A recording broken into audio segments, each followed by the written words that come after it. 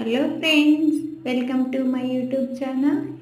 ఈరోజు మరమం మొక్కలతోని కొన్ని ఫ్లవర్స్ పేడతోని నేను ధూపం ఎలా తయారు చేయాలో మీకు చేసి చూపిస్తాను.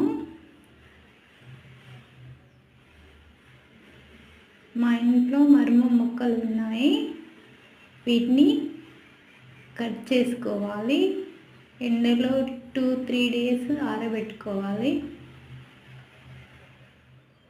ఆరిన తర్వాత ఇలా చుంచుకోవాలి. చుంచుతూ ఉంటే మంచి వాసన వస్తుంది.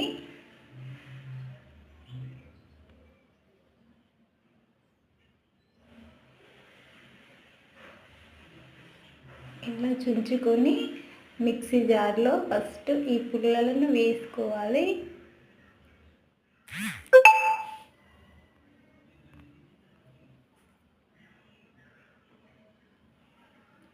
గోరింటాకులు, రోజ్ ఫ్లవర్, చామంతి, మందార ఫ్లవర్స్ వీటిని విప్పుకొని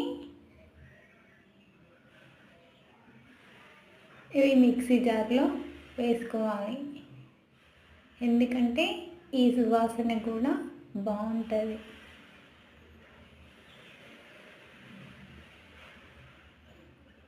ఇప్పుడు వీటిని ఇందులో వేసుకోవాలి. ఆకులని మిక్సీ జార్లో వేసి గ్రైండ్ అయిన తర్వాత ఎంత చక్కటి సువాసన వస్తుందో, మంచి వాసన వస్తుంది. ఇప్పుడు ఫ్రెష్ పేడ తీసుకొచ్చుకొని ఇందులో వేసి కలుపుకోవాలి. కలిసేలాగా కలిపి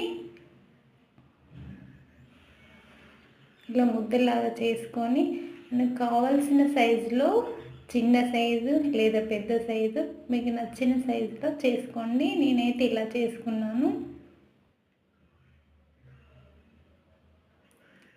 ఎండలో 4 డేస్ ఆరబెట్టుకోవాలి. ఆరిన తర్వాత కవర్లో స్టోర్ చేసుకొని ఇలా ధూపం వేసుకుంటే ఇంట్లో మంచి వాసన వస్తుంది. మీకు నచ్చితే మీరు ట్రై చేయండి.